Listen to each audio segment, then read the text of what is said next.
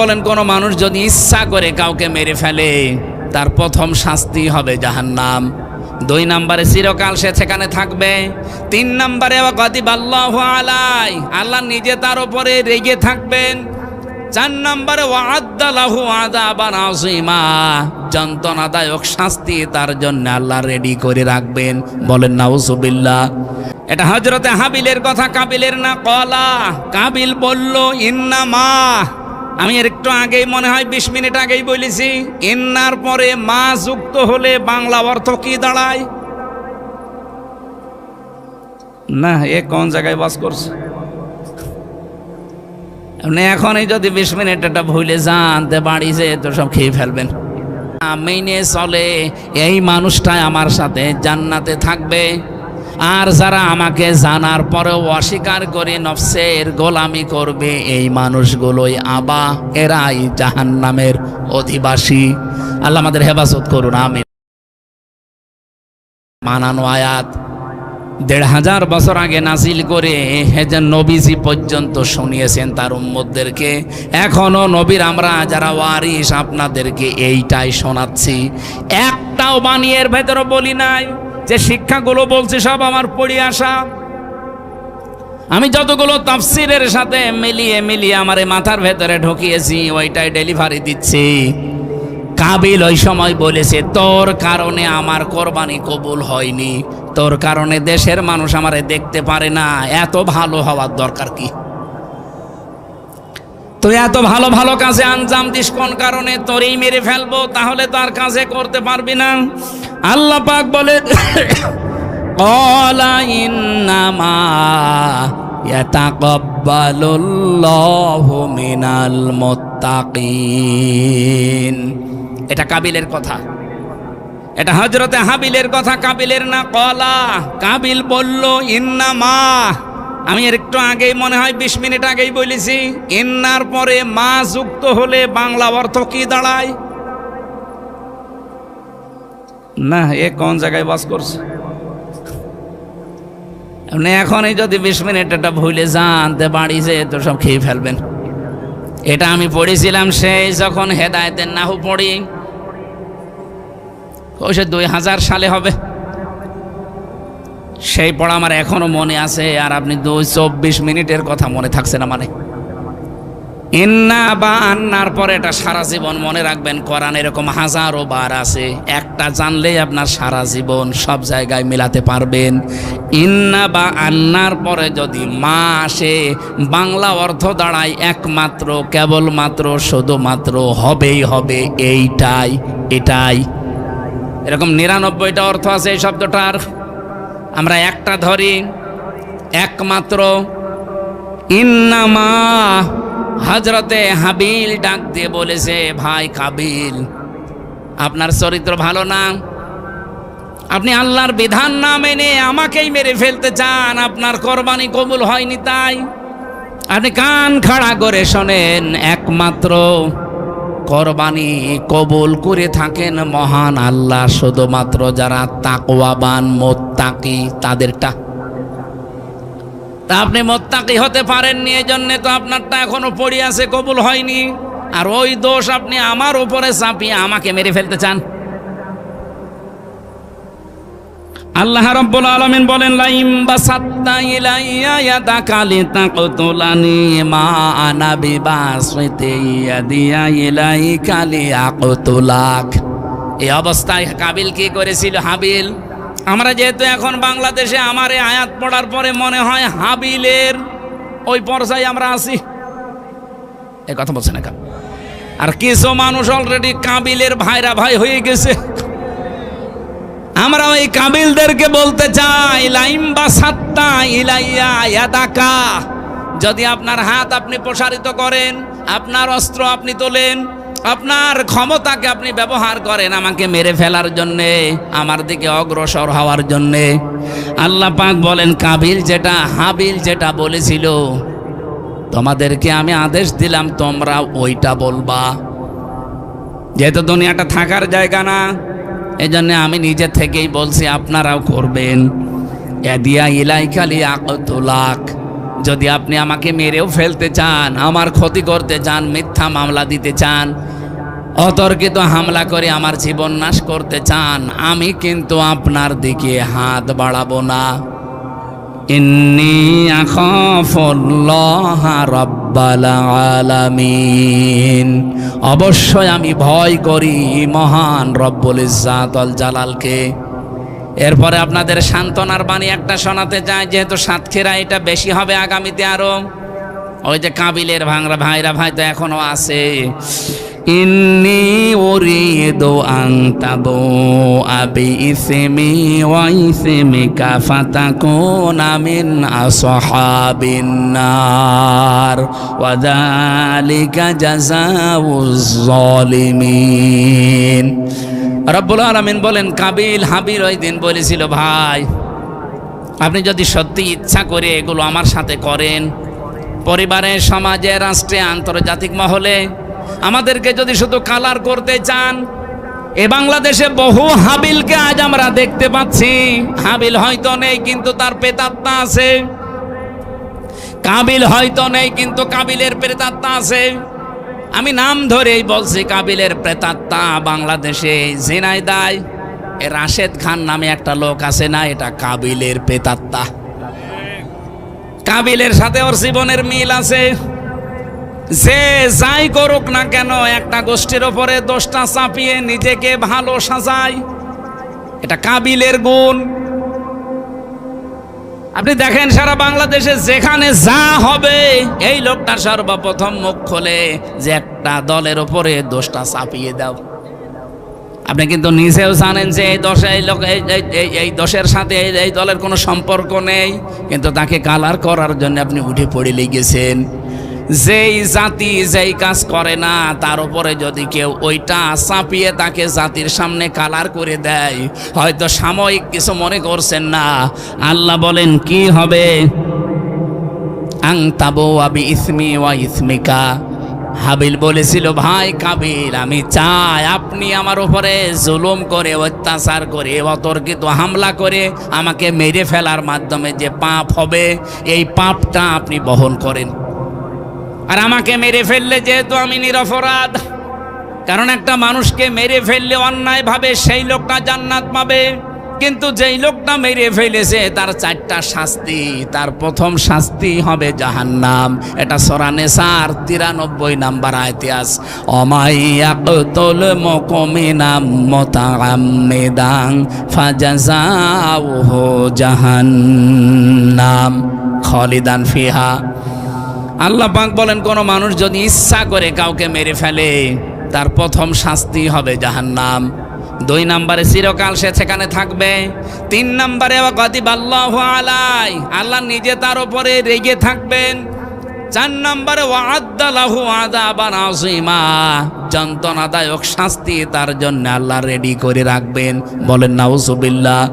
সুতরাং আজ বাংলাদেশ সহ বিশ্বে, বিশেষ করে ভারতের এই উগ্রপন্থী হিন্দুরা যেটা করছে এখন, এরা যেহেতু এখন আর মানুষের তালিকায় নেই, ওরা আল্লাহর ঘর ভাঙা আরম্ভ করেছে।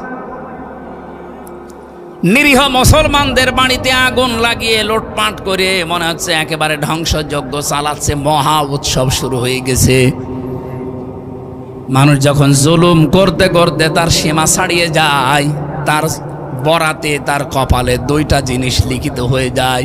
1 নম্বরে সারা পৃথিবীর সৃষ্টি তাকে ঘৃণা করে, 2 নম্বরে তার কপালে আল্লাহর হেদায়েত রাখে না, নষ্ট করে দেয়। আমার তো মনে হয় যে শুভেন্দ্র নামে যেই শয়তান, মানুষ নামে একটা কলঙ্ক, ক্ষমতায় যাওয়ার পরে যা আরম্ভ করেছে, ওই লোকটার প্রতি আজ তামাম পৃথিবীর সব সৃষ্টি ওকে ঘৃণা করছে। আপনি শুধু মুসলমানের কথা বলছি না, হিন্দুদের কাছেও জিজ্ঞাসা করে, ওর নাম শুনলেই থুতু ফেলে। 2 নম্বরে ওকে আমার আল্লাহ মনে হয় আর হেদায়েত দেবে না, কারণ ও সীমা অলরেডি ছাড়িয়ে গেছে। ও নাকি পাশ করার কারণে বাংলাদেশে জামাত ইসলাম যারা করে তারা সবচাইতে বেশি কষ্ট পেয়েছে। আমরা কোনোদিন বলেছি এ কথা? এখান থেকে আমি যেটা পেয়েছি, আজ যারা করছেন শুধু ইন্ডিয়াতে না, সারা বিশ্বে বাংলাদেশ সহ আর যারা মানুষের উপরে জেনে বুঝে জুলুম করছেন, অত্যাচার করছেন, ভালো করে খেয়াল করে বিশ্বাস করেন যত পাপ আমার ছিল আর যত পাপ আপনি করছেন সব গলে নিয়ে আপনাকে জাহান্নামে যাওয়া লাগবে। ওয়াদালিকা জাযাউজ জালিমিন। রব্বুল আলামিন বলেন এইটাই পুরস্কার, এইটাই জাযা জালেমদের জন্য। ফাতাওয়াত লাহু নাফসুহু ক্বাতলা আখিহি ফাকতালাহু ফাসবাহা মিনাল খাসিরিন। শয়তান এই কাবিলকে প্ররোচনা দিল, তার নফস তাকে ধোঁকা দিয়ে তার ভাইকে হত্যা করালো। শেষ পর্যন্ত এই মহিলার কারণে, এই নারী ঘটিত বিষয়ের কারণে তার নিজের ভাইকে সে শয়তানের ধোঁকায় পড়ে নফসের জালে পড়ে হত্যা করে ফেলল। আল্লাহ বলেন ফাসবাহা মিনান নাদিমিন, সে অনুতপ্তদের, সে ক্ষতিগ্রস্তদের অন্তর্ভুক্ত হয়ে গেল।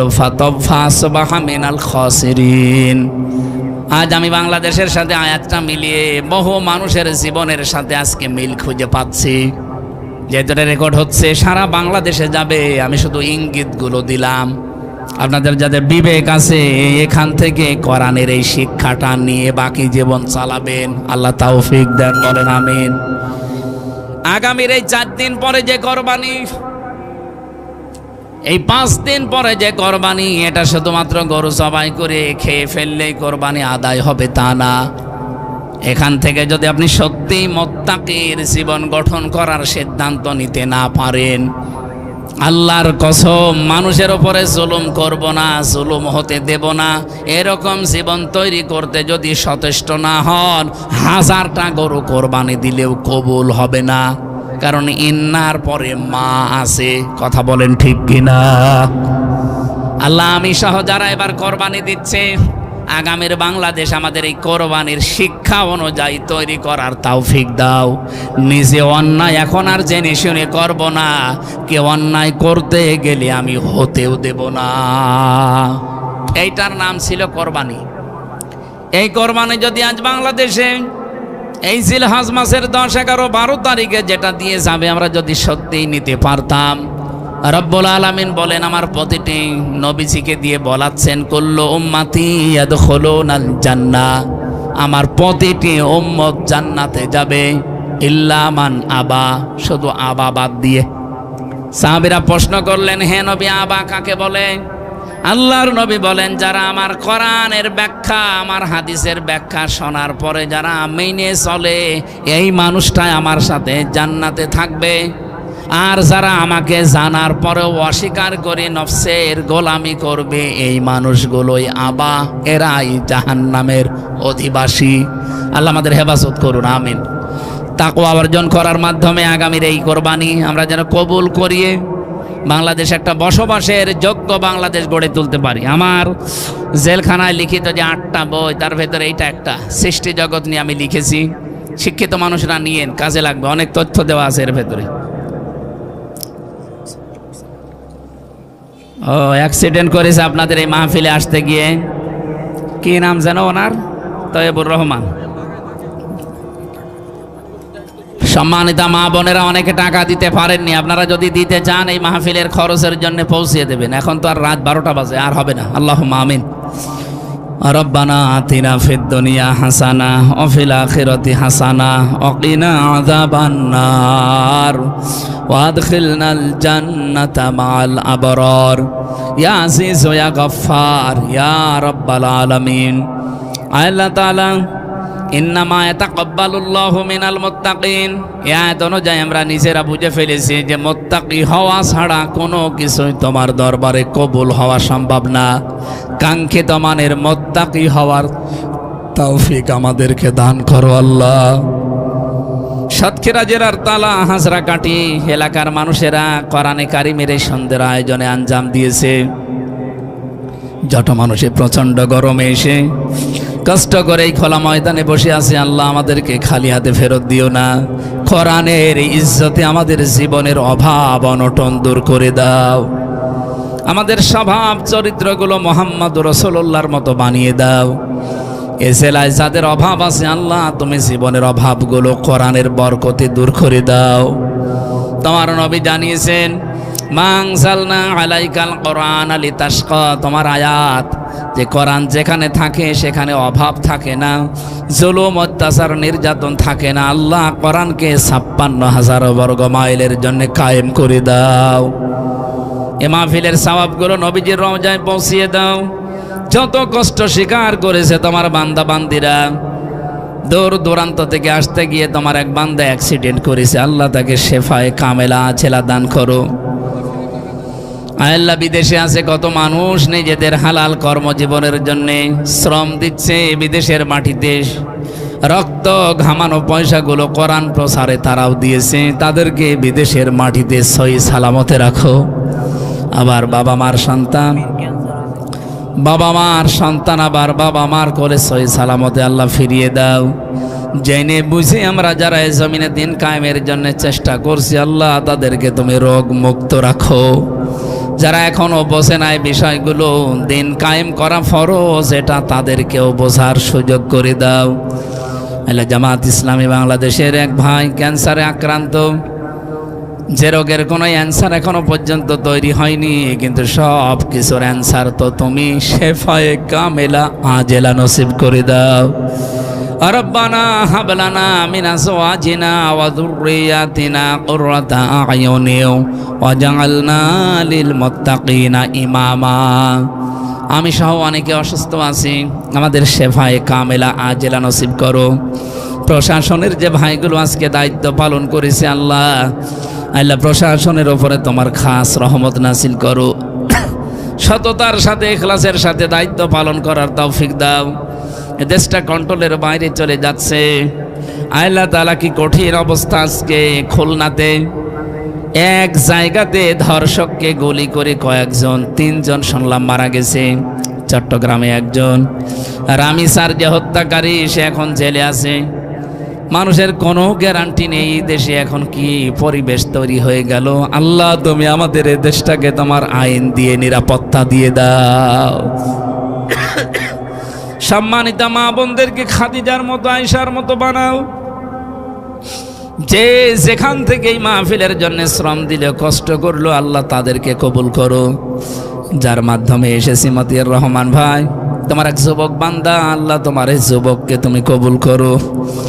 এলাকায় মাটির নিচে যত মানুষ ঘুমিয়ে আছে, কোরআনের ইজ্জতে মাফ করে দাও। মাওলানা হাফিজুর রহমান, আল্লাহ তাআলা আমার বড় ভাই এসেছে আজকে, বড় ভাইরা ভাই খালিদ, সাইফুল্লাহ সহ, তানভীর সহ, মাওলানা রবিউল ইসলাম সহ যত আলেমেরা এখানে এসে বসে আছে, আজকের বিশেষ মেহমান সহ প্রত্যেকটি আলেমকে আলেম হিসাবে কবুল করে নাও। আগামীর বাংলাদেশটা আমরা দেখতে চাই তোমার আইন দিয়ে চলছে, এইটা দেখে মরার তৌফিক দাও। বারাকাল্লাহু লানা ওয়া লাকুম ফিল কোরআনিল আযীম। জীবনের শেষ কথা যেন বলতে পারি, লা ইলাহা ইল্লাল্লাহু মুহাম্মাদুর রাসূলুল্লাহ। এই শিক্ষিত মানুষ আছেন যারা, এটা নিয়ে যাবেন, অবশ্যই কাজে লাগবে। বই কাউকে